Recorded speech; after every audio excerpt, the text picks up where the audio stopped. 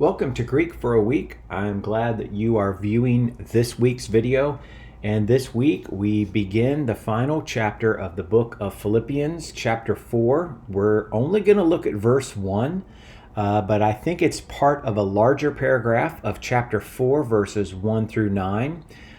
So if you've been following me, typically we look at a verse or two at a time, and then when we get the entire paragraph complete, we will do a diagram of that particular paragraph. So you'll see here that we will be diagramming 9 verses in a couple of weeks down the road here. But for now, let's just take a look at chapter 4, verse 1. Paul says, "Therefore, my brethren, beloved ones, and longed for ones, my joy and crown. In this way, stand firm in the Lord, beloved ones." So we can see here that Paul is using this verse, I'm going to say kind of in a couple of different ways. I think that therefore is a connection to verses 17 through 21 of chapter 3.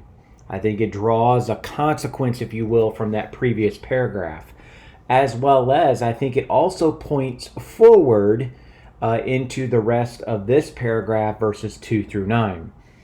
If you recall, in that previous paragraph here, 17 through 21, Paul was saying to imitate him as well as others that walked like Paul, and to be careful that there were enemies of Christ.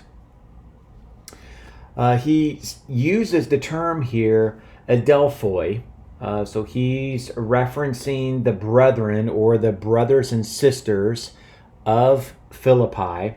But he also describes them in a couple of different ways. He describes them as agape toi. Okay, so this is a nominative of apposition that's pointing back to the brethren, as well as epipathetoi.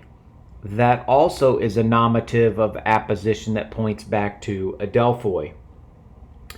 Then you continue, Paul not only calls them beloved ones, and the longed for ones, so those are substantival adjectives. They're acting as if they were a noun. You also have joy here, as well as then the crown. So the mu is saying my joy and my crown, if you will.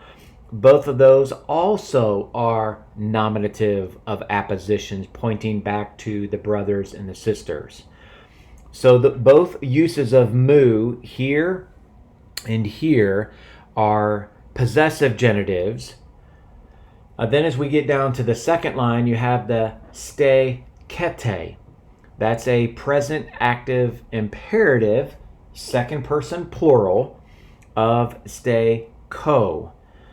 So he's saying here to be firmly committed in conviction or belief.